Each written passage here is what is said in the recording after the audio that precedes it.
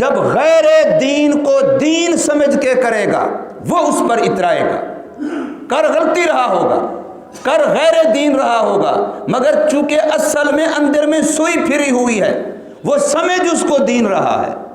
اب تم الٹے لٹک جاؤ، تم اس کو کبھی سمجھا نہیں سکتے، اس لیے کہ وہ جو کر رہا ہے اپنی سمجھ میں دین سمجھ کے کر رہا ہے، وہ اسی کو حق سمجھ کے کر رہا ہے، وہ اسی پر پتہ نہیں کیا کچھ اللہ سے لینے کے خیال میں کر رہا ہے کہ مجھے اس پر یہ بھی ملے گا، یہ بھی ملے گا، یہ بھی ملے گا۔ اور یہ بالکل سوچ کی تبدیلی ہوتی ہے کہ غیر دین کو دین اس لیے کہا جاتا ہے کہ ہر گناہ سے توبہ کی توفیق مل جاتی ہے، بدعتی کو گناہ سے بدعت سے توبہ کی توفیق نہیں ملتی، اس لیے کہ وہ بیچارہ اس کو سمجھ ہی دین رہا ہوتا ہے، وہ اس کو غیر دین سمجھ ہی نہیں رہا ہوتا۔ آج آپ دیکھ لیں جو کچھ بھی ہو رہا ہے، جو ہوگا، یہ سارا دین سمجھا جا رہا ہے۔ میں نے شاید پہلے بھی ایک دفعہ کہا تھا، بڑے ذمہ دار آدمی تھے یہاں کے فیصل آباد کے، پوری دنیا میں ان کا نام تھا، مفتی امین صاحب، جن کا دھوبی گھاٹ میں جنازہ ہوا تھا، بہت بڑے ذمہ دار آدمی تھے۔ انہوں نے 16 چیزوں کے نام لکھے ہیں جن کو ہم بدعت کہتے ہیں، اور وہ کہتے ہیں نہیں جی کوئی حرج نہیں ہے اس میں، حرج کیا ہے؟ ان 16 چیزوں کے نام لکھے ہیں جن میں یہ میلاد کا نام بھی ہے، کل خانی کا نام بھی ہے، تیجے ساتویں فلاں فلاں کا نام بھی ہے، ان کی مستقل کتاب ہے۔ 16 چیزوں کے نام لکھ کے لکھا ہے انہوں نے، وہ بھی ان کے خیال کے مطابق کہ یہ مباحات شرعیہ ہیں۔ میں نے اس کے جواب میں بھی کتاب لکھی ہے۔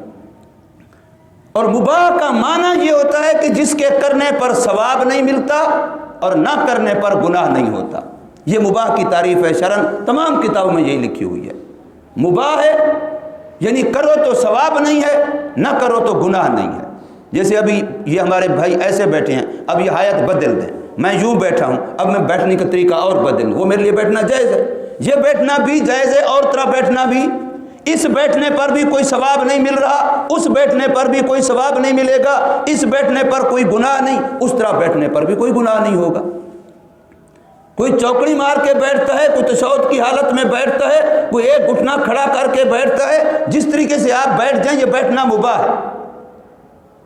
اب میں نے یہ ٹوپی پہنی ہوئی ہے اور اگر میں اس کو یوں بدل دوں تو یہ بھی مباح ہے، اور اگر میں اس کو اتار کے دوسری پہن لوں یہ بھی مباح ہے۔ نہ اس کے پہننے پہ کوئی نیکی مل رہی تھی، نہ اس کے پہننے پہ گناہ ہو جائے گا۔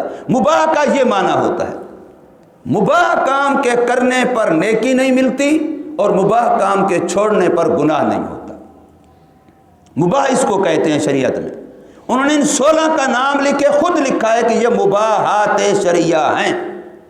اب جب ان کے کرنے پر نیکی نہیں ملتی تو پھر مسجد میں اعلان کیوں ہوتا ہے کہ فلاں بندے کے لیے فلاں یہ ہوگا اور ثواب دارائن حاصل کریں؟ ہوتا ہے کہ نہیں ہوتا اعلان؟ ادھر خود مباحات شریعہ جب ہے جس پر کرنے پر ثواب نہیں ملتا، جو نہ کرے اس کو گناہ نہیں ہوتا، تو پھر اعلان کس چیز کا کہ بھی فلاں چیز یہ ہو رہی ہے، محفل ہو رہی ہے، فلاں ہو رہی ہے، شامل ہو کے ثواب دارائن حاصل کریں۔ بھی دونوں جہانوں کا ثواب تو ملے گا مستحب پر، دونوں جہانوں کا ثواب ملے گا سنت پر، واجب پر، فرض پر، یہ تو مباح ہے۔ مباح پر تو ثواب نہیں ملتا، پھر ثواب کا اعلان سپیکر میں کیوں ہوتا ہے؟ تو یہ اس لیے ہوتا ہے کہ ان بیچاروں نے اس کو یہ سمجھا ہوا ہے کہ اس پر ثواب ملتا ہے۔ یہ جتنی سبیلیں لگیں گی، اگر پہلے بتا دیا جائے کہ بھی دیکھو تم لگاؤ یا نہ لگاؤ، لگانے پر گناہ نہیں ہے، نہ لگانے پر ثواب ایک نیکی بھی نہیں ملے گی، یہ بتا دیا جائے پہلے۔ اب مجھے بتاؤ کوئی لگائے گا؟ وہ تو بیچارے ثواب سمجھ کے لگا رہے ہیں، وہ تو سمجھ رہے ہیں ہماری آخرت بن گئی، وہ تو اس لیے بیچارے پیسہ خرچ کرتے ہیں، وقت خرچ کرتے ہیں۔ اگر ان کو بتا دیا جائے کہ بھی جلوس میں جاؤ تو ثواب ایک بھی نہیں ملے گا، ایک نیکی بھی نہیں ملے گی، نہ جاؤ تو گناہ بالکل نہیں ہوگا، پھر ہم دیکھتے ہیں کون جاتا ہے۔ عوام کے سامنے کچھ اور ہے اور کتابوں میں کچھ اور ہے۔ عوام کے سامنے